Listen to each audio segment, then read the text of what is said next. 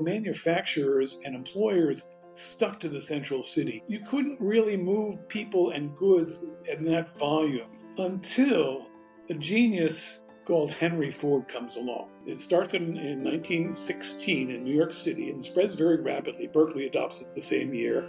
So it's a nationwide thing. It's not a regional thing. You don't have any protective covenants.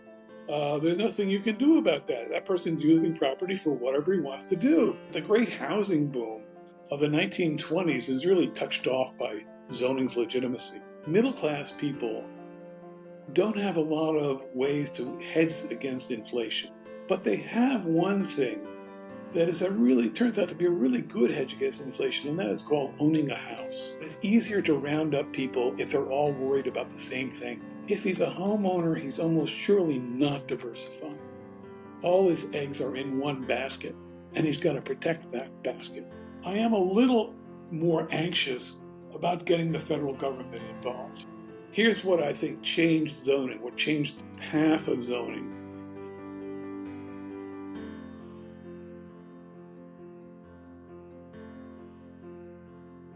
Bill, welcome to the show, and thank you for taking the time to discuss your book, Zoning Rules. We've got a lot to cover today. I have put together a list of a lot of questions I have about zoning. It's a topic that's pretty new to me.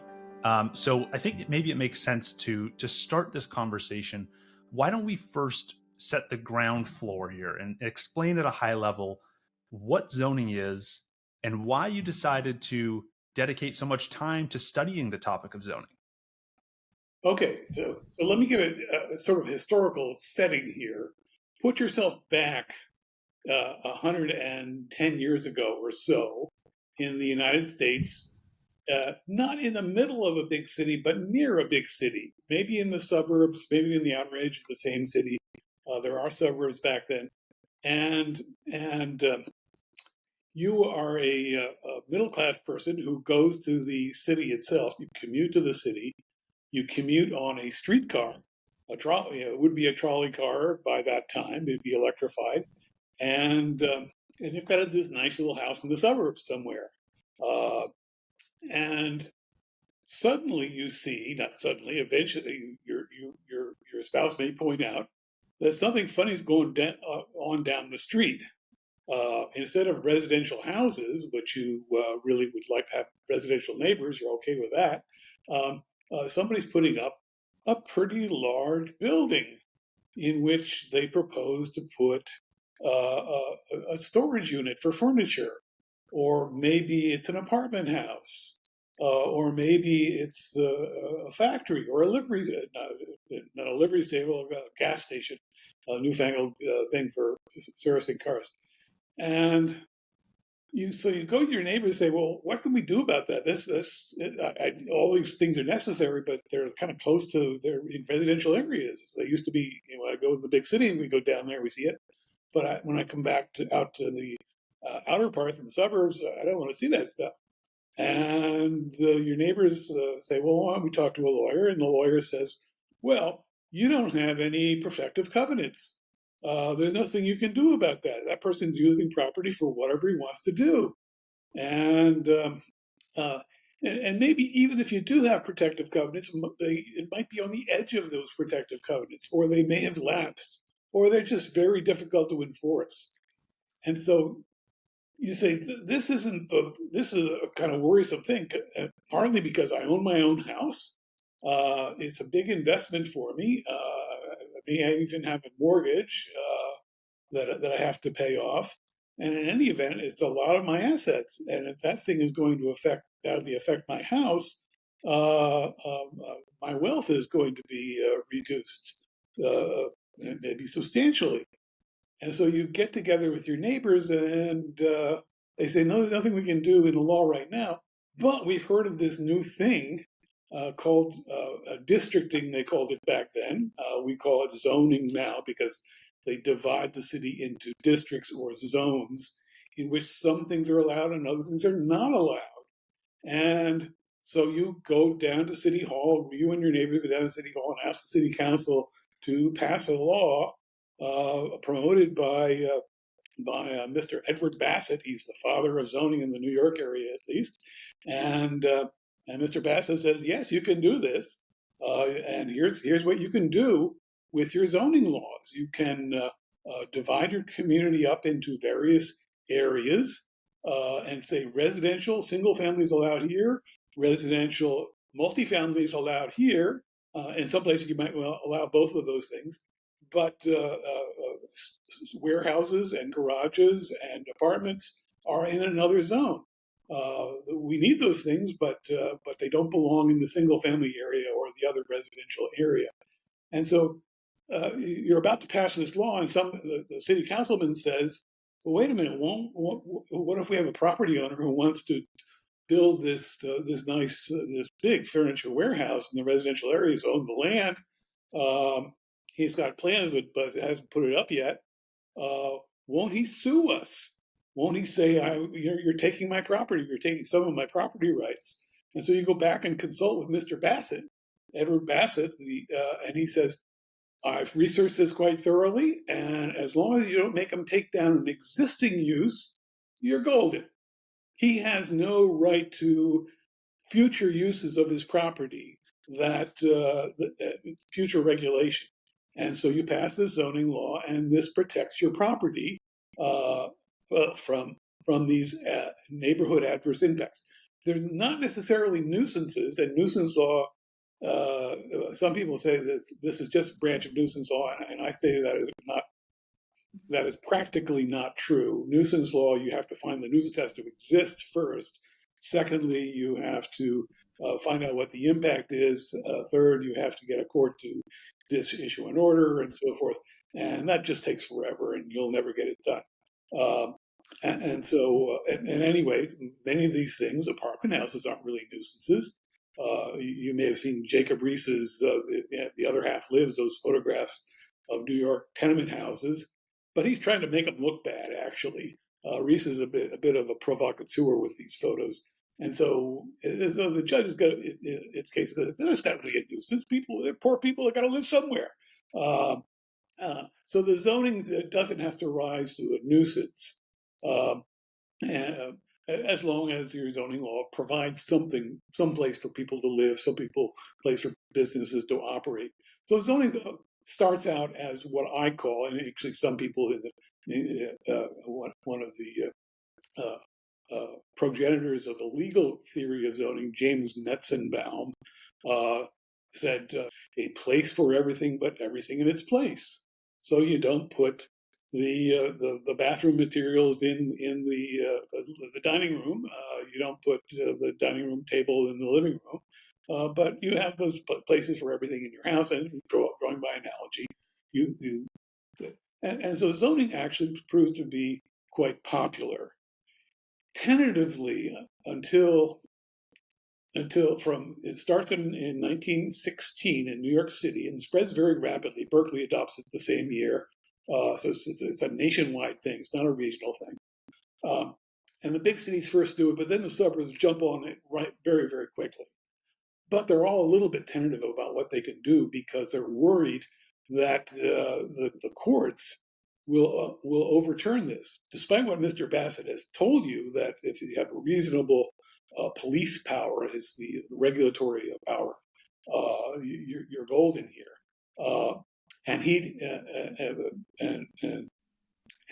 But all other places are kind of tentative about this. Will we do this? Are we going to get stuck with a big bill? Will we get sued all the time? And so a case finally comes up to the state courts are kind of split on it. Some state courts think, no, it is a taking. And so Minneapolis and Minnesota adopts a zoning law where they pay the property owners for the supposed devaluation of their property. It's really quite unworkable. I've actually looked at those cases. They're all over the lot. Other states say zoning's just fine. New York says no problem. Finally, they get a case from Ohio, the city of Euclid, which is a suburb of Cleveland, named for the famous geometer, of course. And a property owner who wants to put an industrial area in a residential area. So the prototypical zoning no-no and Euclid has adopted a zoning law, courtesy of Mr. Metzenbaum, and says that it says he can't do that. And so he says, "You've taken my property. You've devalued my property by 75%." It was never really tested how much that big number was, but it goes up to the courts. The district court says, "Oh, that's a taking your property. That's a classification of people by their income." And it sounds very modern in the district court, the lower court, in federal court, and rules for the landowner. And so the planning establishment gets behind this little suburb called Euclid, Ohio, and appeals it to the U.S. Supreme Court. And lo and behold, the U.S. Supreme Court sides with the municipality in a sweeping case called Euclid v. Ambler. That's in 1926. So it's just coming. It's coming up. Its 100th anniversary is in a couple of years, and says that no, that's a perfectly legitimate use of the police power. It might go too far sometimes, but classifying these uses within communities is not a big deal. They analogize it to nuisance law, which makes people think it is nuisance law. It's not really nuisance law. It's really a classification of property. And then zoning really does take off.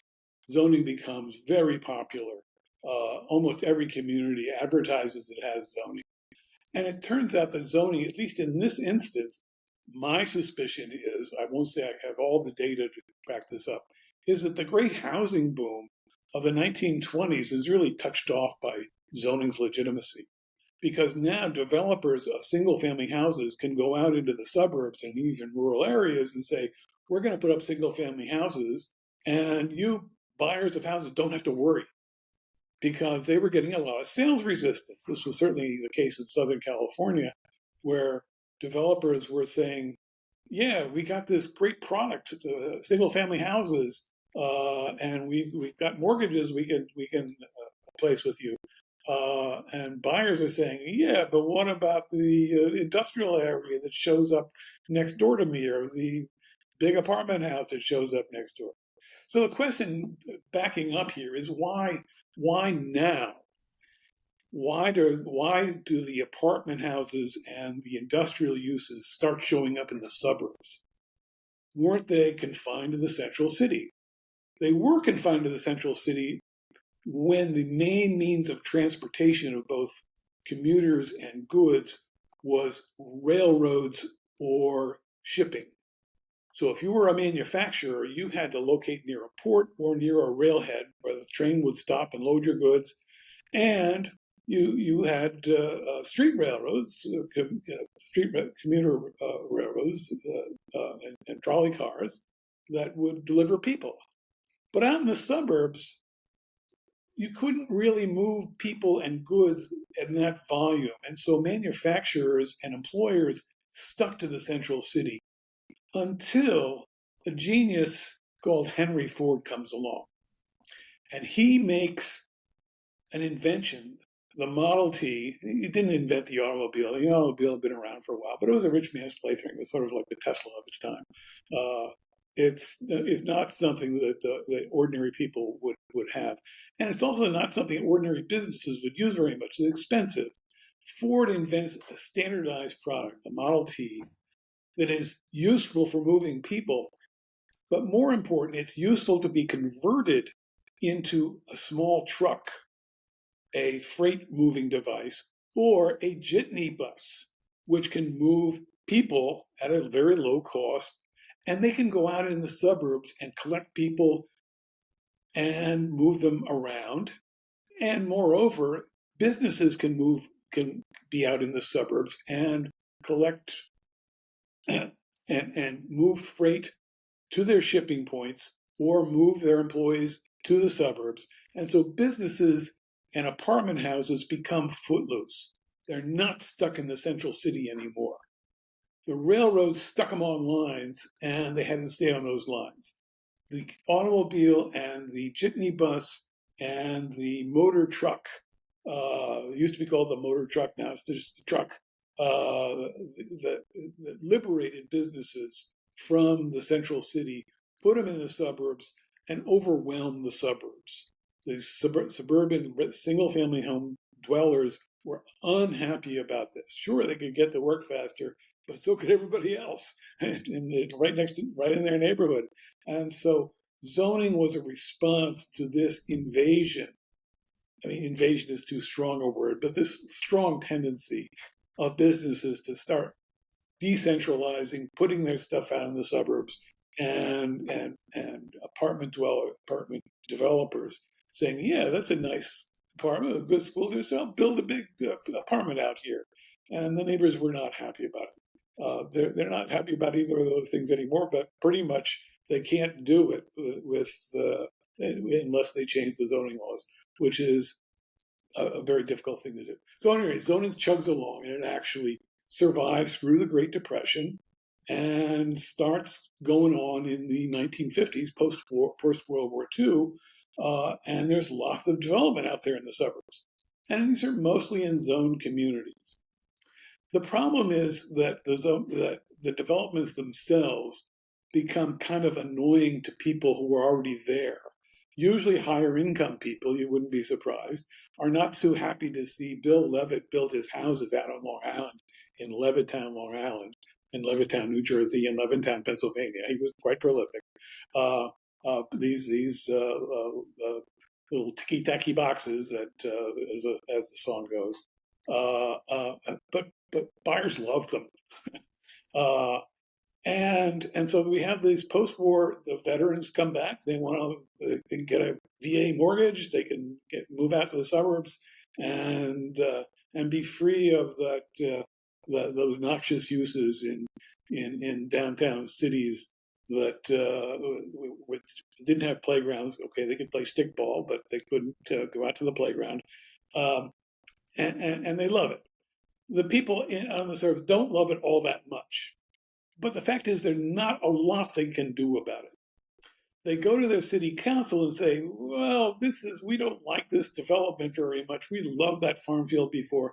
And the city council says, yeah, but there's only a couple of you who are complaining about this, and we don't really have the right to just stop them. It's zoned for what we did. We can't just pull the rug out from beneath Mr. Levitt. He would have a case in that situation. So existing suburban dwellers are kind of shut out. They like that farm field. They like that open space. They like that. Well, they called the wetland a swamp, but they liked seeing the birds and things like that. That's why they moved there. It's hard to blame them too much. But there wasn't a lot they could do. Here's what I think changed zoning, what changed the path of zoning into our current situation. One is the environmental movement starts getting steam in the 1970s. And now, if you oppose development, you don't have to go to the city council. You can go to the Sierra Club. You can go to environmental organizations, the Audubon Society, who will now, with environmental legislation, which is designed to protect the birds and the wilderness and clean air and clean water and things like this, not bad things at all. But now you've got a lever. You're a disaffected suburbanite. You don't like that development.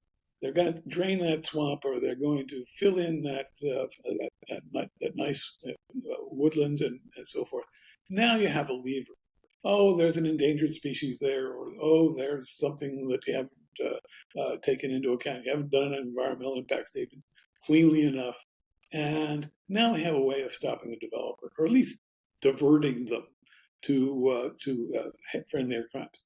The other thing that happens in the 1970s, so I think this is an important event that is still ongoing. The other thing that happens in the 1970s is we have peacetime inflation. Now, we've had inflation during World War II, but it's all suppressed by price controls and things like this. So it's not really affecting housing very much. But now we have peacetime inflation because of the OPEC, the oil crisis of 1972, 1970-72. And that sends inflation up in ways that people are middle-class people don't have a lot of ways to hedge against inflation. They don't have the usual. They can buy gold bars or something like that, but what can you do with them? Uh, but they have one thing that is a really turns out to be a really good hedge against inflation, and that is called owning a house. Because the interest on that you paid for that mortgage is deductible from your income taxes when your income's going up artificially because of inflation. But the mortgage that is deductible, so you can do that. And the capital gain on the house is lightly taxed and eventually almost not taxed at all. So that, I mean, I discovered this almost to my horror, but it's one of these things of delight and horror. I'm going and doing some estate planning, and my lawyer, who's knowledgeable about these things, says, I say, there's some cap on how much how much my house can go up in price before I have to pay federal taxes on it. And he said, don't worry about that. We can arrange to make a transfer to this, that, and the other thing perfectly legal. I'm not doing anything illegal or even shady. And I'm going to transfer my house to my, finally die, or my wife finally dies to my son, almost tax free. I think that's outrageous, to tell the truth. He doesn't, he's doing okay. But it does mean that that's the kind of asset that I should hold on to. I should as a friend of mine, Chip Case, who was the co-author of the Case-Shiller Index, the single-family house index that became popular in the last 20 years or so. Chip used to say the only thing dumber than not buying a house in 1980 was not buying two houses. Chip died a few years ago, wonderful guy. And it was because it was so tax favored. And it's still tax favored, even when there isn't inflation. People started to look at their houses as something other than what I call a blue chip investment. You buy a blue chip stock and you hold on to it for a long time, and it pays you dividends. In a house, you get the dividends of living in it essentially rent free, and then you sell it, and somebody else moves into that house. You move to wherever. Uh, and after the 1970s, and it took people a while to figure this out, and it took Congress a ways to respond to the pressure to not tax capital gains on housing to come in.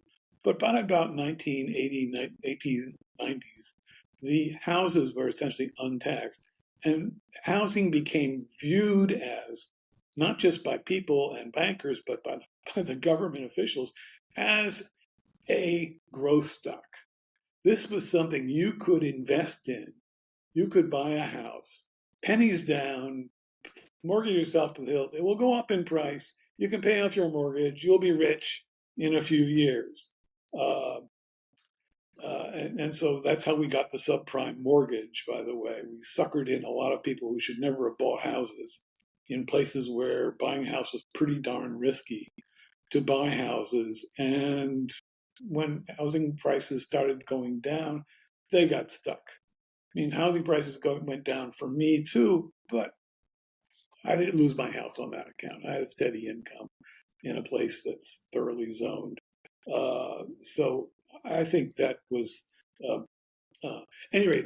So the two things that pushed up these housing prices and made people very sensitive to housing prices happened after 1970 through the 1990s and made us a nation of NIMBYs.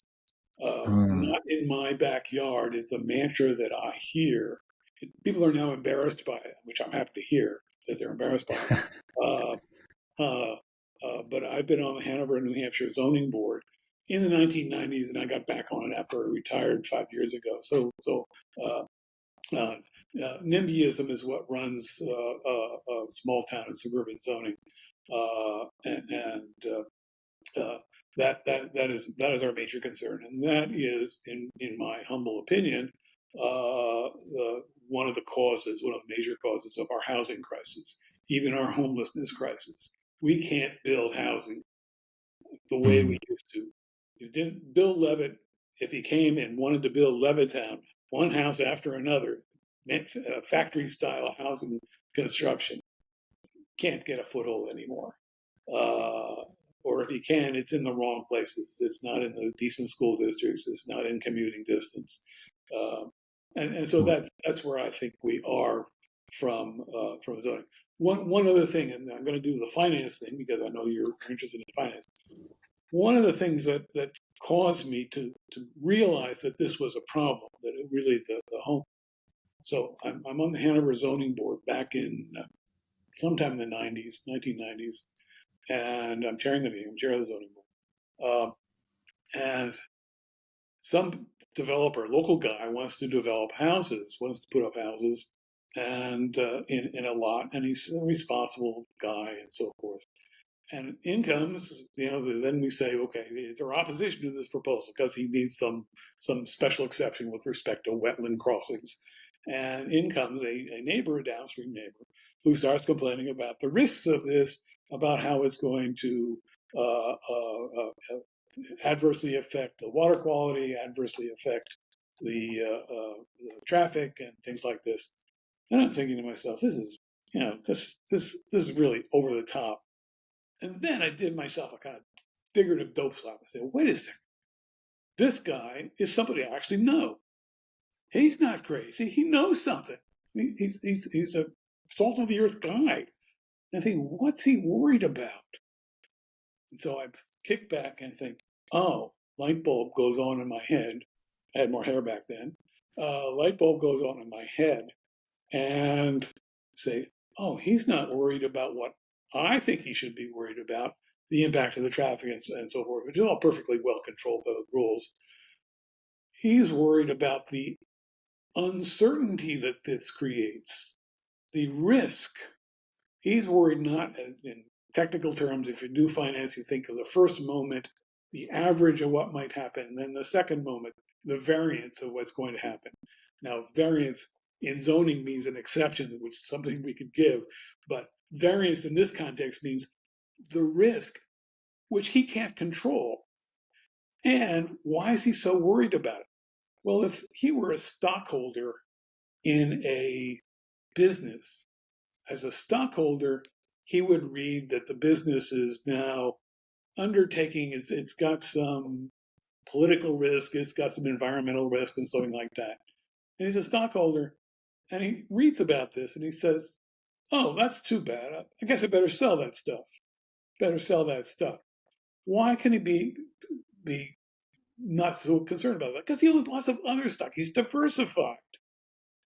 If he's a homeowner, he's almost surely not diversified. All his eggs are in one basket, and he's got to protect that basket. And that's what NIMBYism is about, in my opinion. It's people rationally responding to the absence of a way of insuring against the market risk of an asset that doesn't go anywhere, that's really big, and it's very site specific. And so that's what causes them to be what I call rationally irrational. We hear these things in hearings of the sort of unlikely scenarios, and we members of the zoning board and members of the establishment, as it were, say, we've seen this happen. We know that if things go wrong, we can fix it. But the homeowner doesn't know that, and he doesn't know that we're responsible people. And after all, maybe there's some irresponsible people who will let it all happen, and his home values will be destroyed. His dreams of retirement or sending his kids to college are going to be crashed. And so he's not crazy in thinking that. Right. It also makes it a lot easier to round up other people to oppose a change that you don't like. So I'm not going to name, actually, I won't even name the events here, but somebody, we've now got some religion in Hanover, and we want to put in some workforce housing. That means lower income housing. And where do you put it? Well, it's a likely spot that was identified, and there is a neighbor who's quite unhappy about that possibility. In the past, he would have had a hard time getting people to show up at a meeting or sign off on a petition against this. But now all his neighbors are sort of in the same boat. as he is, they've got this big asset, they've depended on it, they've overinvested in it and underinvested in other stuff like stocks and bonds. And and so they need to protect that investment. And so they sign off onto this opposition with Mhm. a fair amount of regret. I mean, in the sense that a fair amount of anxiety because they understand, yeah, we need housing, we need low income housing, we need people can't live here. Uh, but it's easier to round up people if they're all worried about the same thing. Uh, Back in the day, back when in the 1950s, it was hard to round up people because people looked at their house as, yeah, my house will still be my house. Yeah, okay, there's something else going on down the street. Why should I go to a planning board meeting or a zoning board meeting or a city council meeting to oppose this project? My time is valuable. So yeah, George, you can go do it, but don't count on me. And it's a lot easier for George to round up other people now because they're all hypersensitive to this investment. And by the way, the government now says, even the Republican administrations, Democratic administrations all think, oh, yeah, the way to wealth is to buy a house. Um, yes, it is a way to wealth for the people who already got the house. But getting the house is becoming increasingly expensive. It's hard to make a lot of money if you have to spend a lot of money. That I think is the evolution of our problem. Uh, Right. That's a thorough review. I love that. Thank you for sharing that and just kind of laying the foundation there. I have a lot more questions for you. The first is, going through this evolution of zoning. You talk about how there's a need for things to be in the right place. You don't want to put your bathroom sink in your kitchen. You don't want to put your toilet in your living room. All that stuff. That makes sense to apply that to cities in my mind. I read that and it just clicked. Now, and so there, on the one hand, there's that you want that like quiet enjoyment of your space and of your city. On the other hand, you want regional prosperity. How do we make sure these two remain in balance? That we can not only have enjoyable spaces, but also regional prosperity? well, I'll tell you my evolution of two views of how we can deal with this problem, and it's the same problem. And you identify this problem correctly. It's not just your neighborhood that needs protection. The whole everybody else enjoying the same exclusionary view makes it difficult for the region to grow and be prosperous and find jobs and build housing for everybody. Uh, this is a real problem. My first view of this, after I wrote my first book on zoning back in 1985, was, oh, it's those poor landowners who want to develop who are losing out because the U.S. Supreme Court has said you don't have to pay for zoning restrictions. That's Euclid v. Ambler. They were accepting very large, potentially very large devaluations in property value from from zoning. And my view, really latching on to the view of a few law professors who were insightful about this, who said, really, you need to give some rights back to them so that those landowner developers, I call them development minded landowners, have more rights than they do now. And so allow them to sue the community. The community will, on the prospect of a realistic prospect of having to pay damages, paying money, will back off and rezone for reasonable levels, and we can go on from there. Uh, it's all very logical. I laid it out very thoroughly in a book called Regulatory Takings. You don't want regulatory takings for everything, for every devaluation. Some landowners are pretty unreasonable in their development minded stuff, but a lot of landowners, particularly in suburban communities, want to do pretty much what everybody else has done.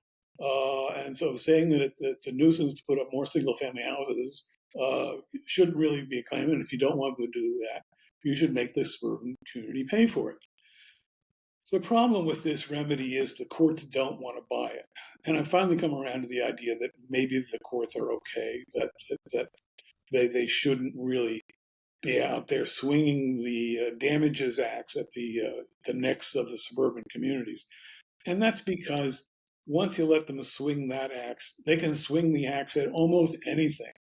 it's making communities liable for monetary damages really opens a Pandora's box in the worst sense of not just opening up the suburbs to reasonable community development, but opening up virtually every environmentally sensitive place that we you know, almost any reasonable person says need to be protected to some extent. Opening up, using this as a wedge to dismantle social programs because, requiring you to join a labor union is a taking of somebody's property, isn't it?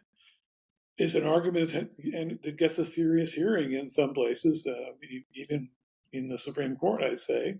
Um, and so this is a remedy that's too good to be true, and too slippery to expand. We talk about paying money. Money is liquid, and that liquid is very difficult to contain. It's not just like even as water. Water is difficult to contain. If you own a house with a basement, you know that. And telling courts they should award damages for this kind of zoning, but not that kind of zoning, the courts don't want to buy it. It's impossible for them to distinguish between one and another. They're not experts in these things, very seldom. Even when you get expert courts, they're all over the lot about it. So I've concluded that remedy isn't terribly successful. There's two other remedies, and one has been embraced, and I'm a little less enthusiastic than some people, but I think it's okay. And that is state governments have now said, hey, you local governments, you're screwing up the regional economy. You've got to build more housing. So we in New Hampshire have a governor. We also have a state that loves local government. We are the local government capital of the United States in terms of it's one interpretation of our motto: "Live free or die." Um, uh, and so we like our local government, but our legislature, which is basically composed of a bunch of people from local governments, it's the biggest legislature in the world, in the country, I should say. The New Hampshire House has 400 members. I like to say we don't really need elections. We could just take turns. And kind of we do, actually. And to my amazement, this is when I was not doing zoning for a while, back in 2017 or 18, New Hampshire House and the Senate, approved by the governor, passed a law that said every community in New Hampshire, every single one that allows single family houses, has to allow what are called accessory dwelling units. Basically, the code name of that is mother-in-law apartment or something like that. A separate unit attached to your house in which another person can live. And this slid through. It didn't slide through. It was actually pretty public. I really wasn't paying attention. And the reason it slid through, the reason it went through the legislature was legislators were asking themselves, where are my kids going to live? They say, yeah, I've got this great asset and I can transfer this asset to well, where are they going to live? They got to live somewhere else. They got to move to Kentucky, move to Idaho. I would like them to be able to live in New Hampshire and preferably in my town or near my town. And they all came to that sort of collective dope slap, inspiration that said, "Oh, we got to do something about this. This is one of the things they have done, which I'm actually quite proud of them for having done so. I had nothing to do with it. And other states have started to take this on too, of saying the single family house is a wonderful invention, but it doesn't have to be that single a family house. It doesn't have to be just for one family. You can share things. And so a lot of the states have embarked on looking at their local governments and saying, you need to be a little more disciplined. You need to be a little more inclusive, not just of low-income housing, but housing generally. And I think this is a good sign. Sometimes it's very clumsy, and particularly when you have very large states. California and Texas are big states, and so what's good in Northern California is not necessarily good in Southern California. So it's hard to make general laws that way. But they're doing it. They're paying attention to it. So I regard that as good. The other thing that has not gotten any traction that I put in the back of zoning rules, and when I talk about remedies, is what is the problem with NIMBYism? Why are people so worried about their assets? Well, it's because there's two things. One is it's hard to diversify them, and the other is they've because it's such a good asset, they've put too much of their wealth into it. And so, the first thing everybody wants to do, not everybody, lots of people now are sort of questioning whether they can do it, is buy a house. Not set up a nest egg, or not invest in a business, not but buy a house, because I've been told this is the way to wealth. And they're not entirely wrong. My view is we need to make that wealth, that nest egg, a little smaller, insofar as we need to bring back capital gains taxes on housing. I'm not saying we should tax the gains away. We should just treat them like other capital gains, which is actually in the U.S. favorably taxed. Uh, uh, but that way, people thinking about how should I invest my money? Should I buy a house or put a new wing on my house or buy another house?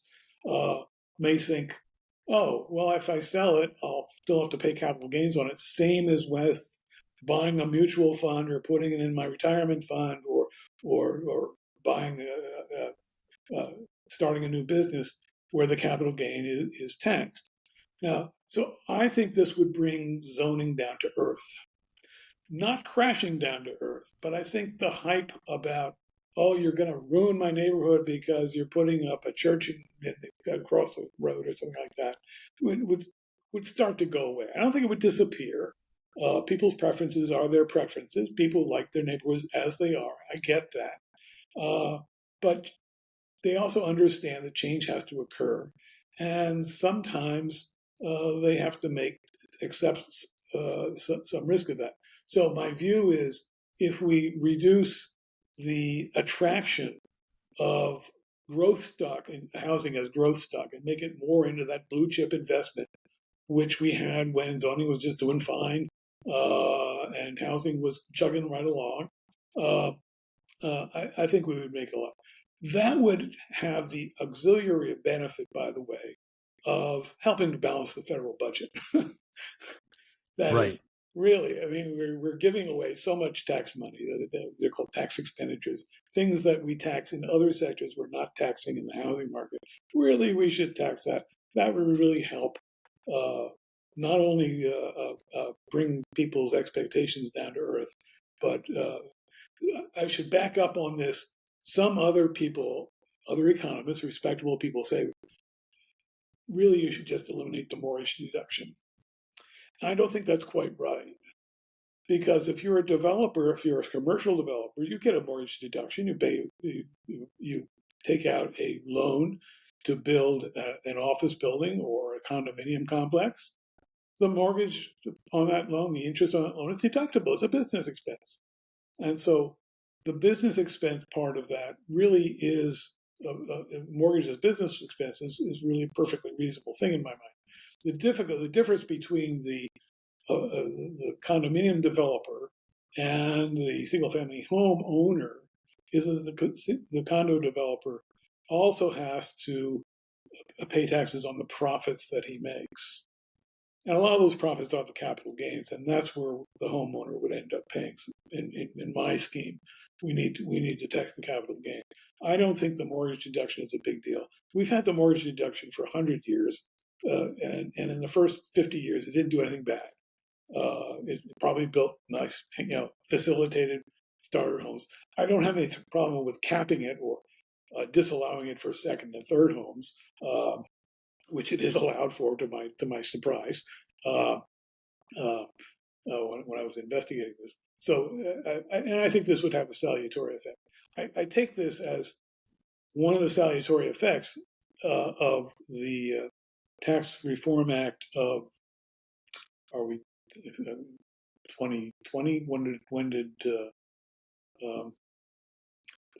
2017 Mm. was essentially for a lot of people removing the deduction of state and local income tax, including myself. So I now take the standard deduction, despite and that actually had a noticeable effect on housing prices, on the Yeah. growth of housing prices. If you tease it out enough, and there's some people at Penn that did this at the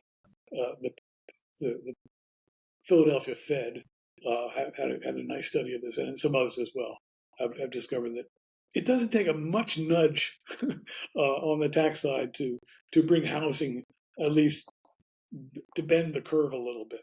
And I think that is generally a good thing. I think state and local, the deductibility of state and local taxes is more complex and more fraught in one sense than just the deductibility of mortgage. Almost everybody has a mortgage, so it. Yeah. I think bringing it back to the capital gain is my this is the undiscussed remedy. Partly Right. because I actually ran this by a conservative group where the National Association of Home Builders thought were there, and the economists there actually didn't bat an eye about that when I said this actually might benefit the home building industry, because if you make NIMBYs a little less sensitive because they haven't invested in as much from their capital gain side, they haven't overinvested. Maybe it'll be easier for you guys to build houses. And Mm. it's not an incoherent argument. It would take a better entrepreneur, policy interpreter than me to try and sell this argument. But this is a standby benefit of. It always appalls me, on the other hand, when people say, "Well, I want to do something about the housing crisis. I want to make it easier for people to buy houses." No, that's the cause of the housing crisis. No, that's not the solution. At least if you run through my zoning scenario that way. I hope you're enjoying the show so far. Just a quick message from our sponsor, Stackwork. Stackwork is a lightning powered platform for generating high quality transcripts of all your audio or video content. They combine AI engines and hundreds of human workers all over the world who are paid over the Lightning Network to assemble these transcripts. And that's what lets Stackwork create better, faster, and less expensive transcripts. If you want to learn more about Stackwork, visit stackwork.com. That is STAK work.com. There's another theory I want to bring up, and this is a school of thought. I actually talked about this on my last episode. I was talking with Robert J. Gordon, who wrote The Rise and Fall of American Growth. Yeah. And he noted that in the 1970s, there was this slowdown in American growth. And it's very similar to what you note in your book. And I introduced this idea to him, and he wasn't sold completely on it, but I want to hear your views. The idea is that when the US went off the gold standard in 1971 and stopped that convertibility of dollars into gold, that perverted a lot of incentives. And there's all sorts of charts that show big changes in all sorts of economic variables in America from the 1970s forward. It's actually pretty astonishing how many different things seem to have like charts that going perfectly flat, go way up or way down starting in the 1970s. Things got out of whack. And the idea here for zoning might be that if people had the ability to save dollars and know that they could then convert those into gold, a scarce asset, they would not be as likely to try to seek out things that can keep up with inflation, like a house. And so my question here to you is, does that theory kind of hold water in your view? And if we go about fixing the money, either going back to a gold standard, some other scarce asset, Bitcoin, for example, if we fix the money, does that then in turn fix some of the problems that people are too focused on with NIMBYism and being so overextended on your home that you stifle growth? Yeah. By the way, what did Gordon think of that? He thought there was some merit to the idea. He said he had an economist friend who believes that all sorts of ills in society are caused by the U.S. going off the gold standard. but he said it wasn't a perfect. He said there was reason to believe that growth in the U.S. I mean, because inflation only happened really in the 70s. It had a lull in the 80s, 90s, and 2000s, and so he said that's not a great explanation for that. But he he didn't totally dismiss it. Yeah, I I would be skeptical now. Uh, I originally asked Gordon this. He's a very eminent. He's a macroeconomist, and I am not. And he's quite eminent, and I am not. And but I have some pause about that. For one thing, I did teach a course that covered macroeconomics, and I covered the Bretton Woods and the retreat from Bretton Woods and things like this. And my view was that going off the gold standard was almost one of those things like it had to happen. There wasn't any choice but to sort of go off the gold standard. Whether they had to do it as fast as they did is another question. I don't know how much disruption, but they had to go off the gold standard. And going off the gold standard had enormous benefits for world economy. The dollar became the dollar was the instead of gold, the dollar itself became the means of international trade. And now countries are sufficiently confident they don't even need dollars. And I think, as a pro-trade guy, I think that's almost unalloyed good.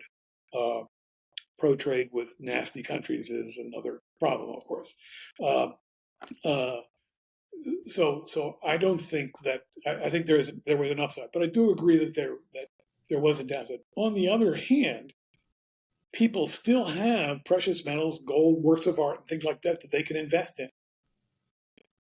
The difference between those and a house is that a house is a terribly convenient investment for almost all Americans. You can live in it. You got to live somewhere. After all, I mean, you could rent, and lots of people do for a long time and are perfectly happy with it. But owning a house is an American ideal.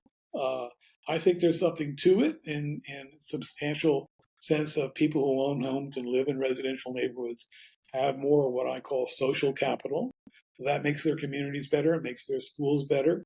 If you know people in your neighborhood, and one of the reasons you want to know people in your neighborhood is you own your own house. You want those other people with long-term commitments living next to you is generally a good thing. So I think there are offsetting things. The reason I think that zoning, I mean, I'm now more confident that these causes of growth controls are part of the picture. Um, I used to think that, but when you think it all by yourself, you sort of think, you look in the mirror and say, am I just kind of nutty?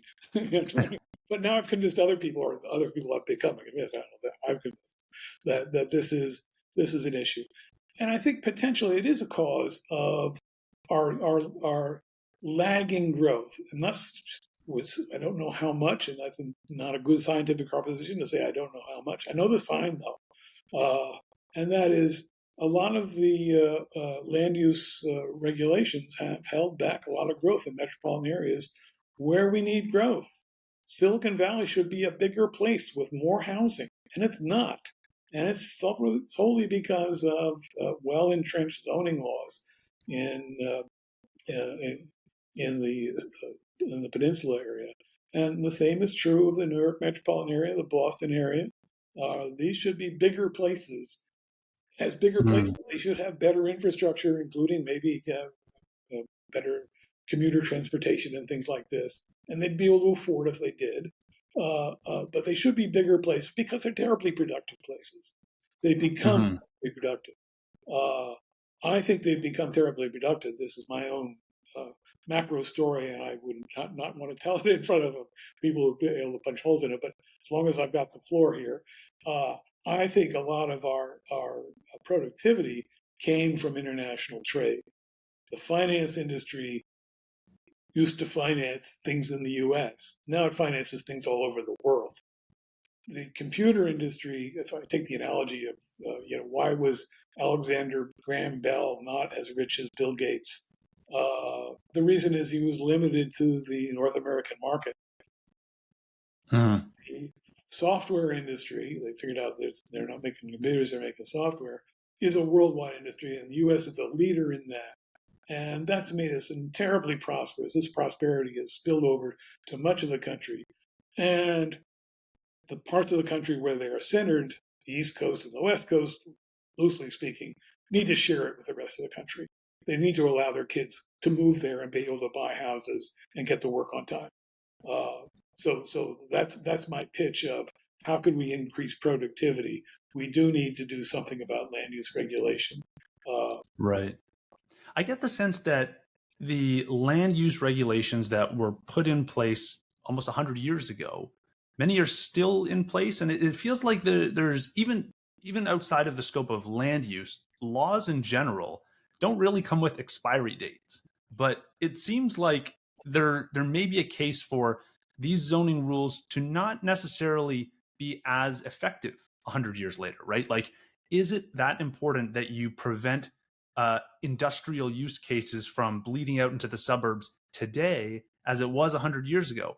Maybe not. Maybe there's the industries that exist here today in America are not as noisy or as polluting or as, there's changes that occur, I think, over time that I wonder why the zoning regulations that are in place don't have like mechanisms to adjust as communities adjust and as the scope of like industry and potential conflicts adjusts.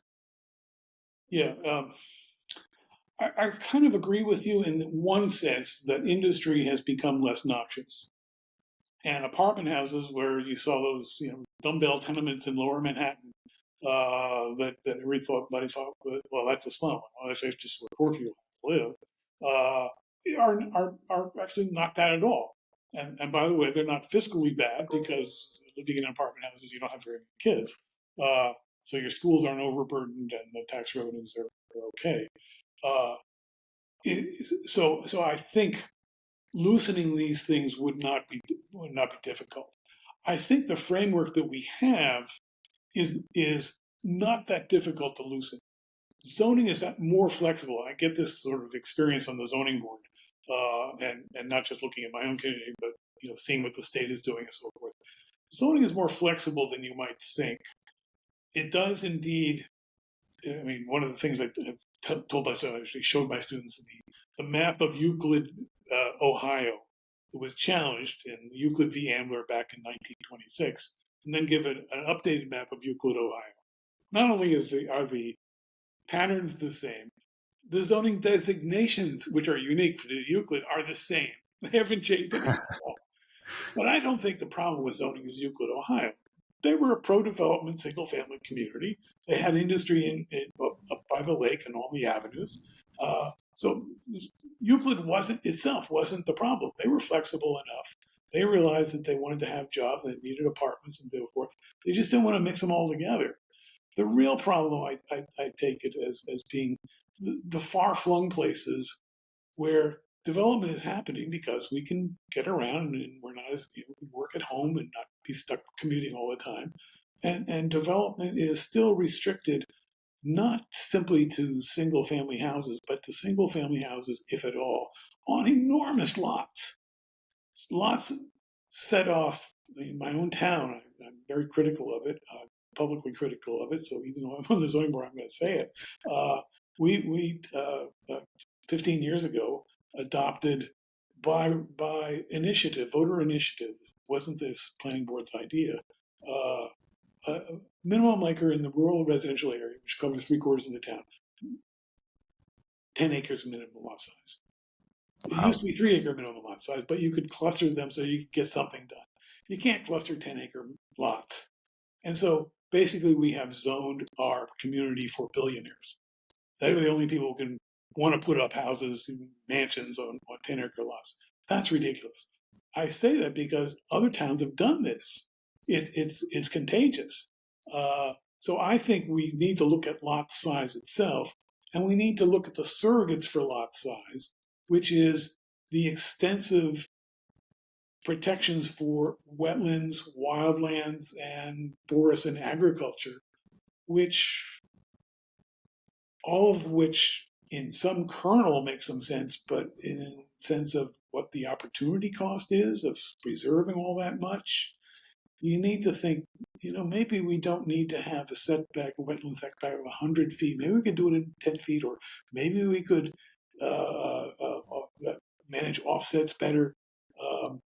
And it's those things that make it just harder for developers to do something. A 10 acre minimum lot size basically means you can't do anything except cater to your billionaires. Right. But just managing wetlands and managing conservation easements and things like this that are all the product of a well-intentioned movement. I'm not one to stomp up and down and say environmental crazy. I'm here to say that too much of a good thing is too much of a good thing. It can be a bad thing. Right. One other question for you that is tangentially related to zoning is something that I've observed walking through American cities and Canadian cities, and then walking through European cities. And when I walk through North American cities, everything's laid out in grids, very square, symmetrical. When I walk through European cities, every road is unique and irregular shaped buildings all over the place. How much of that distinction between the two is due to zoning?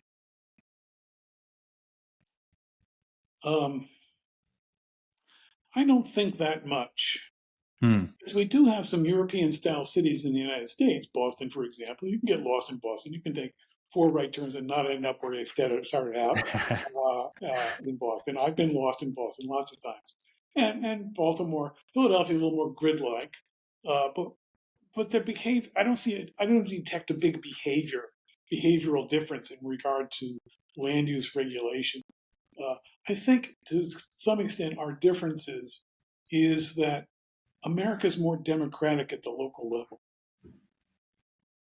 In European countries, local land use is supported by the government. They don't want to offend their citizens, but they also realize they got to work someplace, they got to get to work somehow or another. And so there's a level of government, there's a level of intervention that isn't quite as localized as it is in the United States. And so I think a lot of our differences with European continental countries in particular is that the administrative state is a little less democratic. I hate to say this because I'm really a Democrat, small d guy. But one of the zoning's land use excesses are the product, in part, of local democracy. And so I think Europe just has a little less democracy, and so they can get away with doing that more.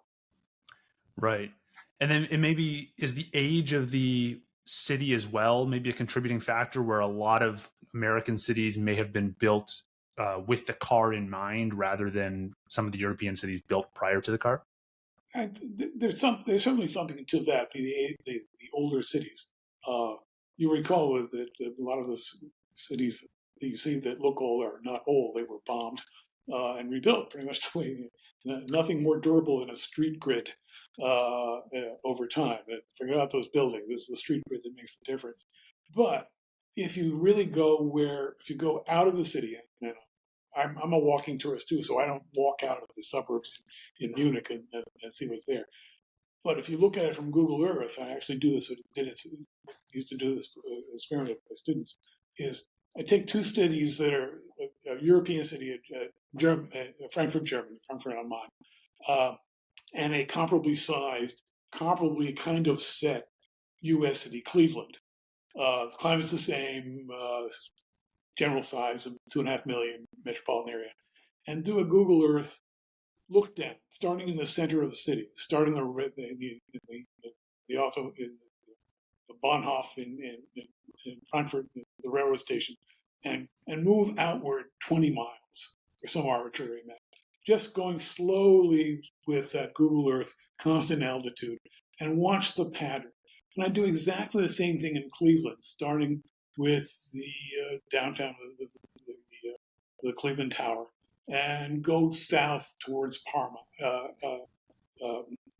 and same 20 miles. The difference is absolutely striking once you get out of the city itself. Once you get out of the city in Cleveland, the density becomes less and less and less. But you never run out of houses. It's housing and small development in some small towns and things like this, but the density is almost continuous. If you go to Frankfurt and go north, I forget what the name of the city is, one of the Baden-Baden cities, and go north the same distance, at the edge of Frankfurt or a near suburb of Frankfurt, you run out of people really quickly. And you see open fields. You see, you might see Right. farmhouse, and then you might run into a little town, a little walled fortress town. That's the suburb. They're just as suburbanized, but their suburbs look like they're cities. They're high density suburbs. You go from Frankfurt up, I forget if Rothenburg is a very cute medieval town that managed not to get bombed. And it's adorable, but around that place is open fields, open in a way you do not see in America. The reason here, I think, is that development rights is that in America we started with a fresh land, and so all of those farmers out there own their own land, and they wanted to develop it. They were a force for development. Now, zoning and various regulations can prevent some of the development they'd like to do, but not all of it. And so you get some farmhouses with a place for the kids and then a place for the kids' friends and so on, and a little village that expands a bit. And so you never run out of developable in most American metropolitan areas. In Europe, the difference is who owned the land. The prince owned the land. The people didn't own the land. And so when the prince gets overthrown, who owns the land? It's basically the heirs to the prince, and very often they can't even figure out who actually owns the right. The rights are all divided up in feudal medieval estates, legal estates that are really hard to collect. And so development itself is hard to do both politically and legally in Europe, and it's a lot easier in the U.S. Take as my model here Canada. Canada has actually had the same kind of experience, and their cities kind of look more like the U.S. I don't mean to offend Canadians. I love Canadians. Yeah, that's right. They do look very similar. I want to touch on taxation as well, because I know this is an issue you bring up a bunch in the book, and it's relatively new to me, the concept of property tax and land tax and things like that. I want to first start by asking, why do we have property taxes and not land taxes? I think that's helpful to separate. I think we have property taxes that include both land and the buildings. That's what the basis of most property taxes is because it's administratively very easy to do.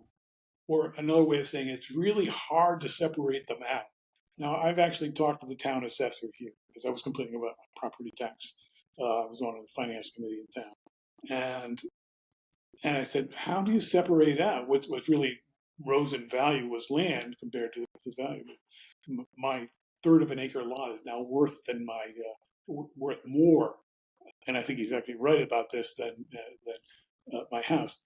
And the question he would ask to me was, well, how do I assess your land as if I want to assess your property as if it had no house on it? Can you pick up your house and move it away for a while? The house is too attached to the land. And so for most assessors, taxing the upside, the house side, and the downside, the land side, makes almost as much sense as taxing the north side separately from the south side. They're units. They're put together. I think zoning actually makes property taxation more sensible. And I think that's actually arguably a good thing, insofar as in the old days, before zoning, if you owned a big house in a city and you didn't like the neighborhood's tendency, you had this giant house, you were the owner of the mill, and you didn't like the fact that your employees were moving too close to you, and so you sold your house and moved out to the suburbs. Well, what happened to that house? It got subdivided into apartment houses. It was, or torn down, or whatever. But there weren't any restraints on building whatever the developer wanted to. Now, if that same house was being sold, it would be very difficult to change the zoning. It's not impossible to change the zoning so that that could happen. And very often it doesn't happen. In fact, sometimes the opposite happens. They turn it into a historic structure that can't be altered without lots of. Right. So I think in some sense, zoning is part of the property tax system insofar as it makes buildings more like land by making it difficult to remove them, to remove their use. In one tax sense, that's a good thing. There's a national, a little fringy movement called the Georgism, the land tax, where Henry George, a character from the late 19th century, really interesting person, but one of his big things was we should not tax capital, we should not tax buildings, we should not tax labor, we should just tax land. And the reason the economists sort of think that's actually not the worst idea we've heard from a populist speaker, and because land cannot be moved. So a Right. land tax, a good tax from an economist standpoint, maybe not from the owner's standpoint, but a good tax from the economist standpoint is one that can't be avoided. If you want to tax college professors as opposed to other kinds of teachers, people will move from being college professors to other kinds of activities.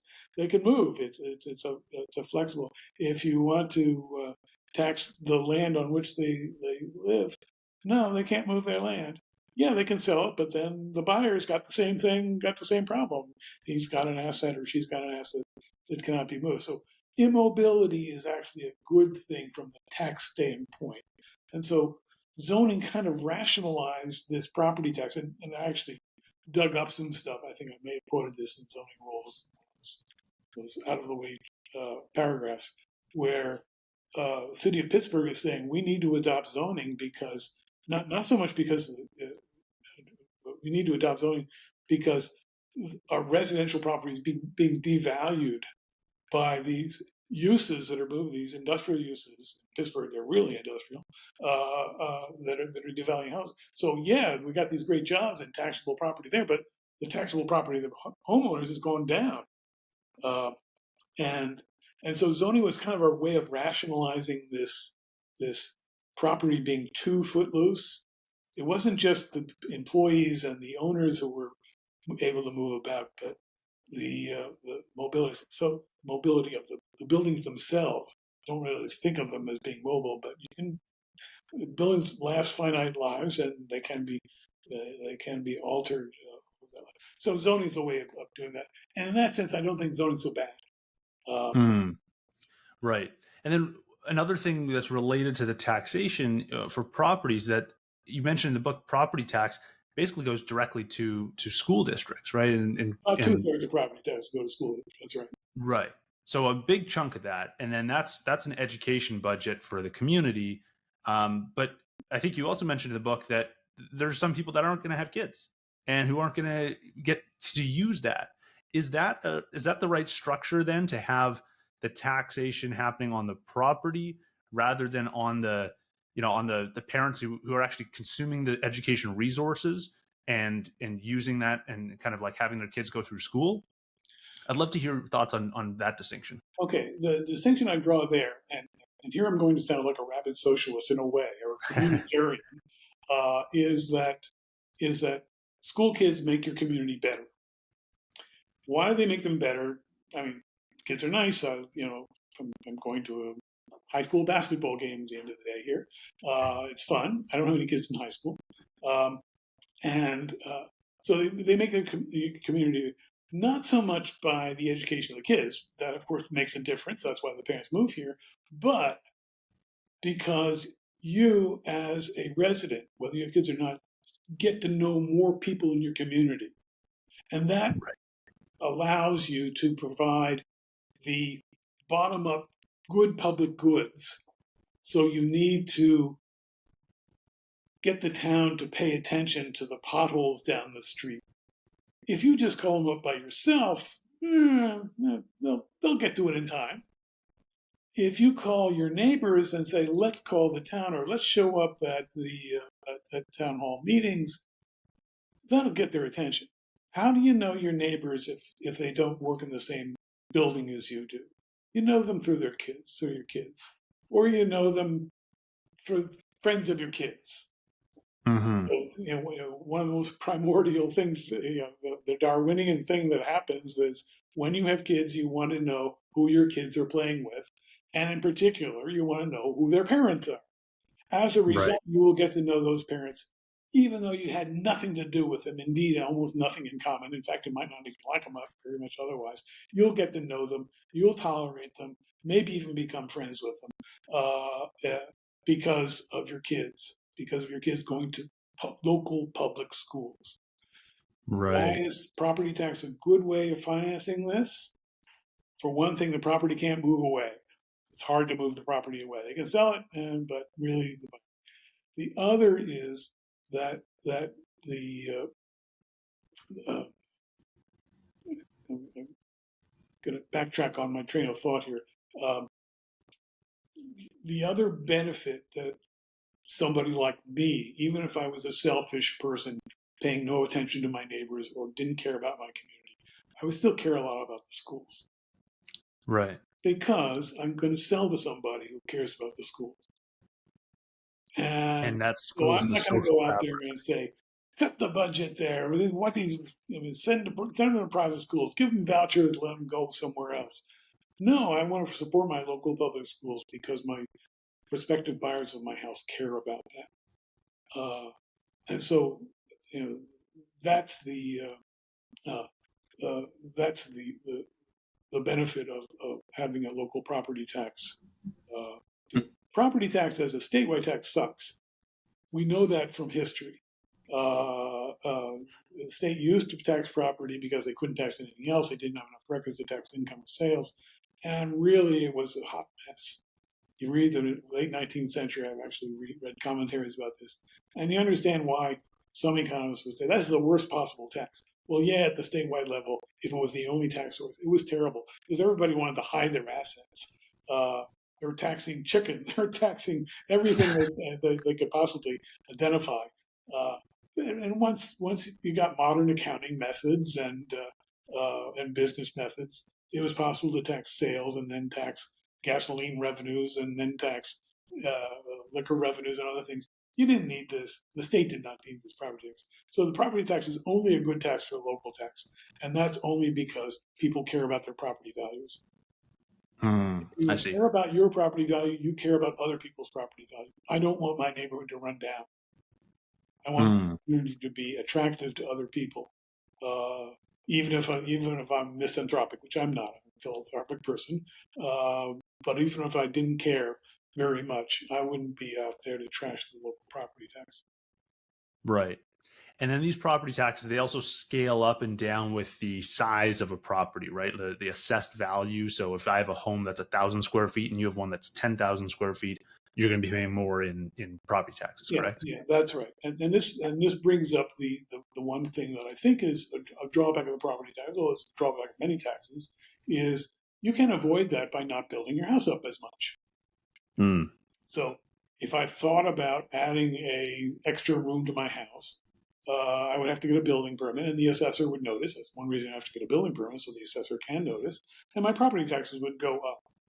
That works into my decision, and I may think, well, maybe I don't need that extra room, and maybe I'll stay crowded. That's kind of a dead weight loss of that tax of doing it.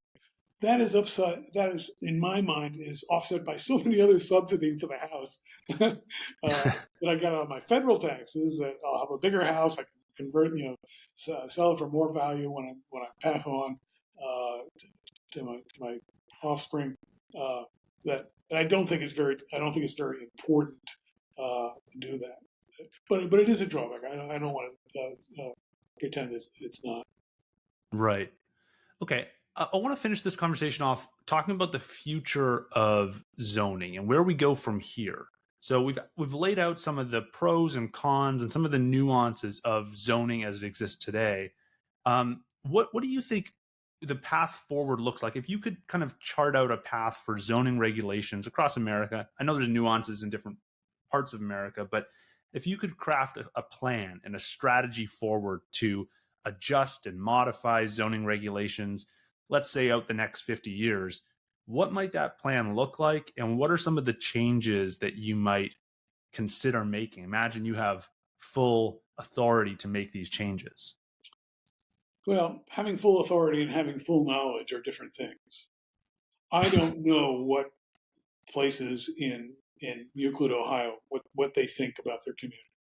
I've been there. I'm actually, this is sort of a mecca for zoning freaks like myself. So I've seen the site, but I don't know the community very well. It's now largely African American, by the way. Uh, uh, and and for me to tell them you need to have these kinds of constraints, you need to rezone this to do this, that, and the other thing. There's a whole layer of people beneath me who are a lot closer to them and their needs. Now, acknowledging that they shouldn't be the exclusive arbiters of what their community looks like, because what their community looks like affects the entire Cleveland metropolitan area. So you need a nexus of not actually the right word. You need a network of people communicating and communicating with some authority.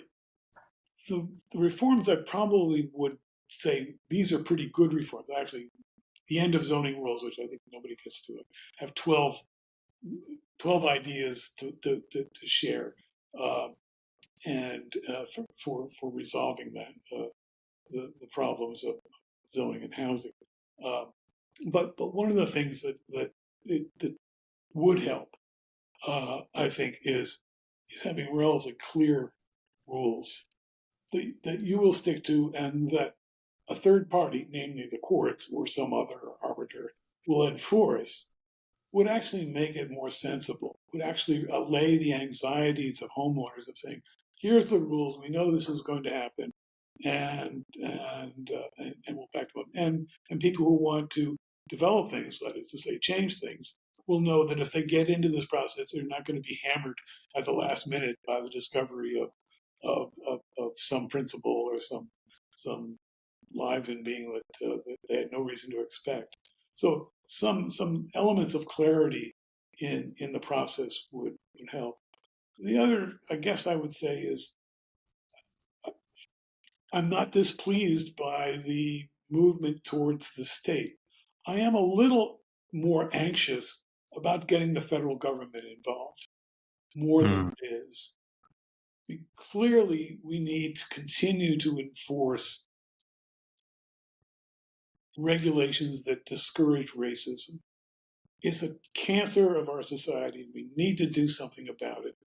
The fact that things have gotten better for Black people doesn't mean they're as happy as they should be, and we have an obligation, we white people have an obligation to help them get there. So federal government needs to enforce these things.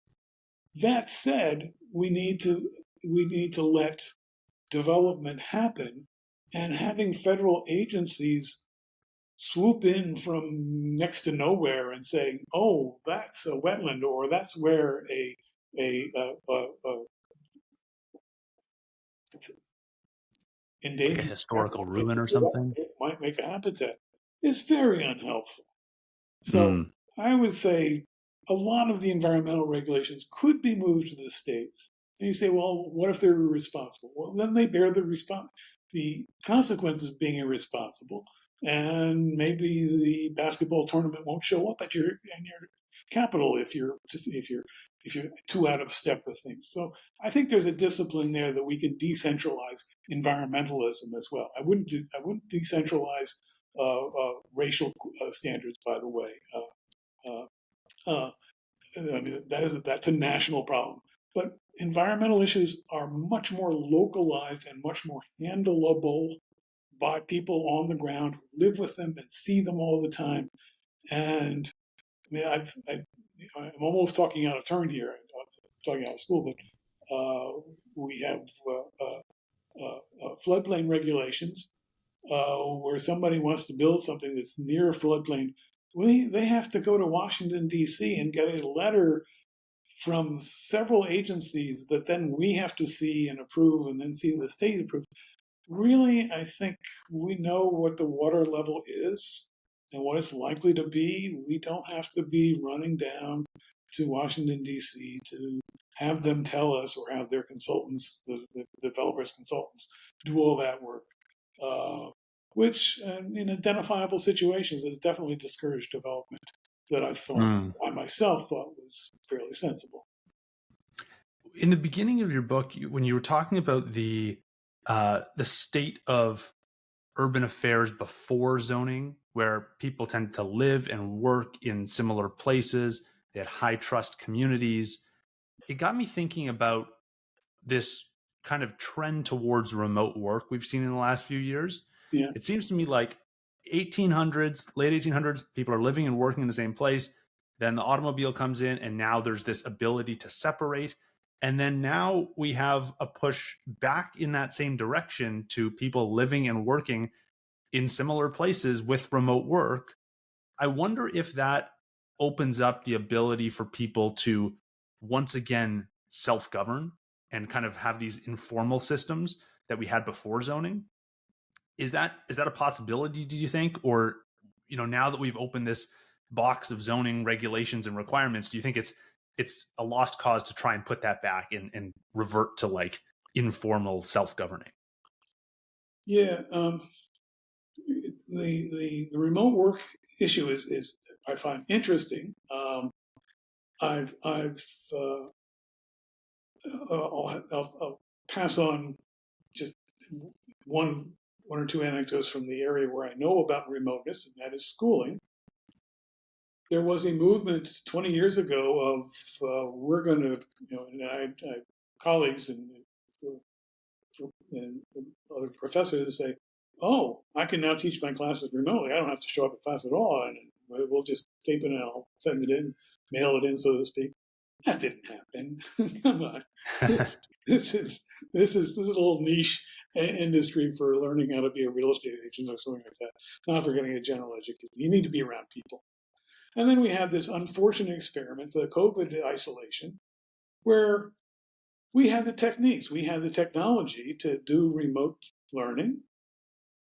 People had to buy into it. It wasn't a matter of choice in many places. And it was terrible. It was just a disaster. Kids learn when they're in the presence of other kids. And part of the learning is how to be in the presence of other kids and how to be a decent human being and reciprocate and love your neighbor and so forth. All those things are really difficult to learn on a screen. Here I am. So I think that's an overblown possibility. I don't think, Right. on the other hand, that the decline in commuting and the surplus of office space is an illusion. It's something we will have to adjust to. This is something I think we need to adjust to in the same sense we need to adjust to the housing shortage, the commercial. It's almost like a Sesame Street experiment here. I've got this bag. I've got these marbles. Can we share and put my marbles in your bag? We've got these commercial areas and offices that are underutilized. We got a lot of people who can't find a place to live. Can we do this? This is something that needs some nudges. I don't think it necessarily means we just throw out zoning. I don't think, even if I wanted to, I would throw out zoning. Even if I had that deadly power which you attribute hypothetically to me, I would actually do it. I think people know things that I can't possibly know, and they should have a lot of control, but not exclusive control. And so they need some nudges to make these transformations happen that are necessary. They are happening to some extent. So maybe I'm just a full guy, kind of an optimist. I look at this trend, and But as you might have noticed, I've been writing about zoning for almost 50 years, and the last 10 years of my life have been optimistic. People are Good. realizing that what I thought was a problem is a problem, partly because the consequences are becoming evident in the street, people sleeping under bridges, and in the business world where they can't hire people to come and get entry level jobs because they can't find a house. This has actually become salient. I think the American system is resilient enough to respond to it. I do think we need to have nudges and pressure from the top for the lower level governments to do their job, not to displace them from their job, but to do their job, which is not an irresponsible kind of job. You're the stewards of your community, the stewards of your land, and you need to share with other people who will be equally interested in stewarding your land. So I quote this Robert. I'm probably one of the few economists who, in a book at the end of the chapter, first chapter, quotes Robert Frost, a poem which is called "America is Hard to See," a very complex, interesting poem, a little bit dour, a little bit pessimistic on Frost's part, which it is the idea that the closing words are how to crowd, put off the time until we see of how to crowd and still be kind. Mm. We need to crowd a little bit. We need to be kindly in doing so. We need to understand that the people there aren't evil people. They're worried people, and we need to allay some of their worries. But we don't need to let them just do whatever they want. Right.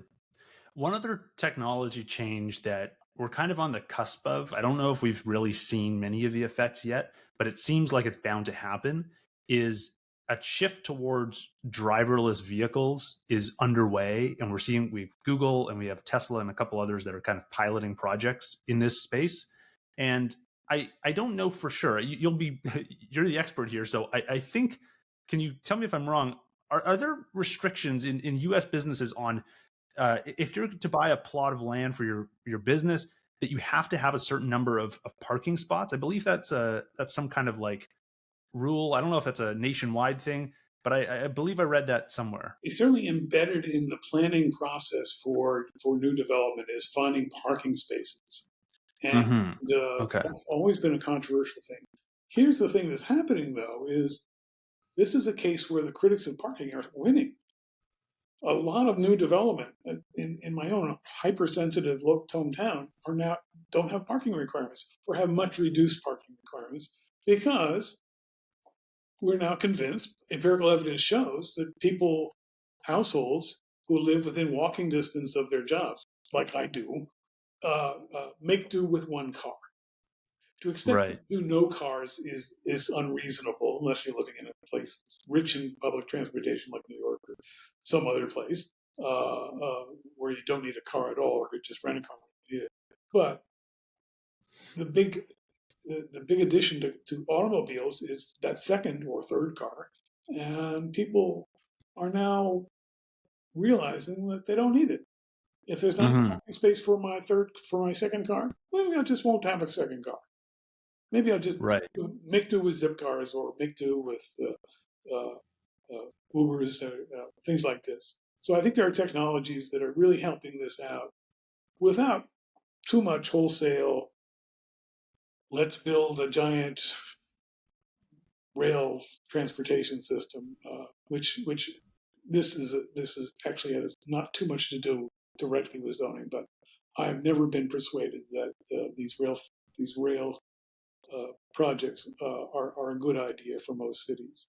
Yes, you can't tear Right. up the subways in New York, but you could alter the subways in most other places and allow buses to go through them and give them great headway, and then go out in the streets and distribute their passengers and pick them up. It makes much more sense than having this fixed rail fixation that so many urban planners seem to do. It's regarded as an article of faith that when you talk about mass transportation, you have to talk about rail transportation, which is 5% of all mass transportation, and the real mass transportation, of course, the automobile. we're rationalizing the automobile by timeshare.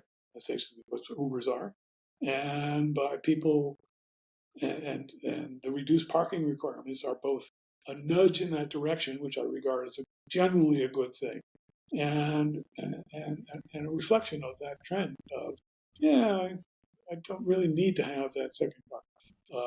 Hmm. Car. Well, if we have fully driverless cars, it introduces the possibility of never needing any parking, because your car that you're renting is now, as soon as it drops you off, it's picking up the next guy, it's charging on its own, it's automatically doing all these things, and it could very well be on the roads 24/7. And I think a lot about, okay, in a future where all parking lots, just for argument's sake, all parking lots are not needed, what then happens to all that land? Because that's got to be a huge portion of a city's land space. Think about all the parking spaces out front of a Walmart or something like that is now not needed. What does that change about the way zoning might work in a city? Well, you're right. It would free up some land for more intensive use. I want to back up to fully driverless cars, and I need to paint a picture of what the driverless car is. The driverless car has passengers in it, but not necessarily. But here's the option that I think is really important. The option is it can be self-driving, but a driver is behind and potentially at the wheel and in charge of the car, versus everybody's a passenger. It's basically like a bus that's being driven by a computer. People hate that option. People do not like driving on, having vehicles drive past their houses, driving past themselves, that are essentially piloted by a computer or by a bank of computers in some far off direction. It really is an invasion of your space. And here's why I think it is true, and that is because driving is a social experience. You relate in much different ways but recognizable ways, than you relate to people that you see in the same room, or that you and I see each other. We relate to one another as people.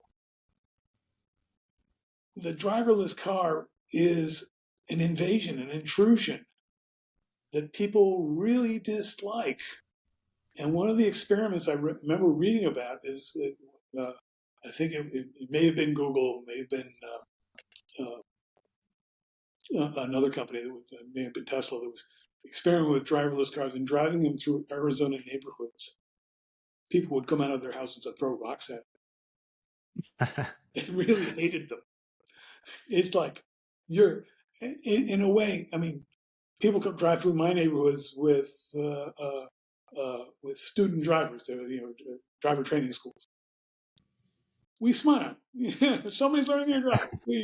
We'll steer clear, but nonetheless, it's not.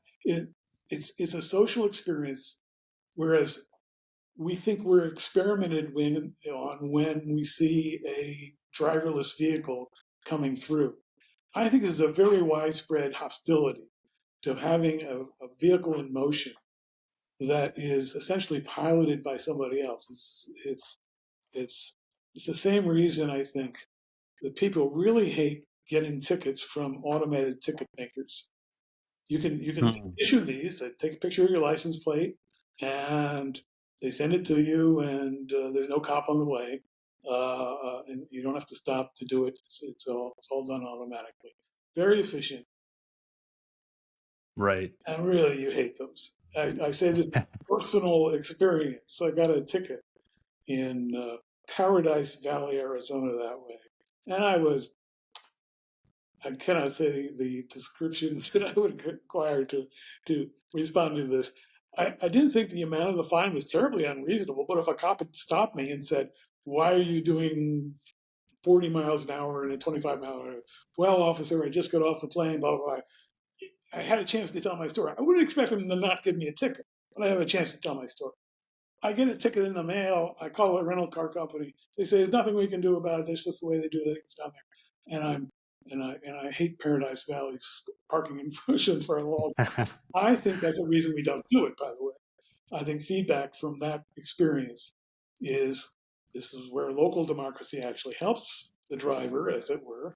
Uh, England has these, you see these in Europe, they have these automatic tickets. You go 10 miles or 10 kilometers over the limit on the M3 in England, you get a ticket. And there's nobody to complain to. And there are people who go out to those kiosks where they have and start attacking them. Yeah. I feel for them. I wouldn't do it myself, but I sort of feel them. And you would too. So I think there's a limit to automation. There's a kind of sociability that we need, even in law enforcement, in driving especially. I mean, we read about the bad sociability of driving from road rage, but there's also road love. There are people who let you Yeah. in a long line of cars, and they say, we'll wave you through. That's the way somebody can give a random act of kindness. Letting a truck get out of a long line of vehicles, or waving somebody across the street when you're not obviously obligated to do that. Right. It's definitely going to introduce some changes to our social fabric. I think that's an Yes, important point. yes, and changes that I would not think I would not look forward to. But then I'm of advanced years, as you might have noticed in my difficulty getting onto this. But yeah, yeah, I think something would be lost, and we need to. Yeah, it'll be interesting to watch the evolution of it. Before you go, I want to just finish off with one more kind of thing for the audience. Anyone who is looking to participate in their community, shape some of the zoning rules in their area, do you have any advice for them to start? Like, what are some of the most high impact things they can do to shape the community and to make their voice heard in their local area? Well, it does depend on the community. If you're in a very big city, to some extent, I mean, there are decentralized neighborhood associations that you can join, and you can be a voice in those associations. In a small town, it's a surprising number of, maybe just, I think it's true in lots of places, but these planning boards and zoning boards, commissions and historic commissions and things like that, they're usually volunteer. So what you need to do, there are two things you need to do. The first step is go and attend some of the meetings, see what they're like, see if you'd actually like to be on the other side, and learn something about it. You don't need to be a full-blown lawyer to do it, although some of them sound like they're lawyers. And then see if you can find somebody in the local government who might nominate you to be a member of these. My experience lately is we're just because of the demographic profile of so many communities, volunteers are needed. Mm. We have a shortage of volunteers, so if you're willing to take that step, learn something about it. Don't go in with both boots on and say I'm going to make all the changes. Attend a few meetings, see what's going on. But you really don't have to be. One of the things I've talked to people prospective about being on the zoning board, and I am a zoning official, and they say, "Well, you must know the zoning backwards and forwards." No, I do not. I don't know the ordinance. I have a bunch of zoning administrators who will tell me what's relevant, and B, I can look it up as I go. It's much more piecemeal. You should, of course, read, if you're on the zoning board, read the whole thing sometime. I haven't memorized it. I don't know what Section 803 actually is. I have to look it up. And it's not just because of a bad memory. People with good memories, a rare person would know that. Somebody who works, as a zoning administrator might know that. But these things are much more manageable, much more divisible than they might look from the outside. You don't have to be a super expert to be able to participate in this process. I guess the advice, the insider advice I would offer. Awesome. And then finally, where can listeners go to learn more about you and your work? Just Google Bill Fischel at Dartmouth, and Cool.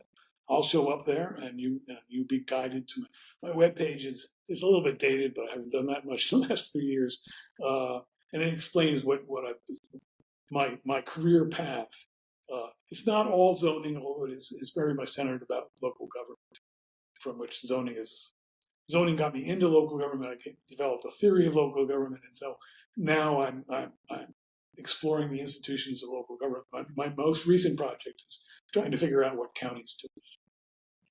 Awesome. Well, thank you so much for taking the time to chat today. Thank you for writing this book. I thoroughly enjoyed the conversation, and hope we can do it again sometime soon.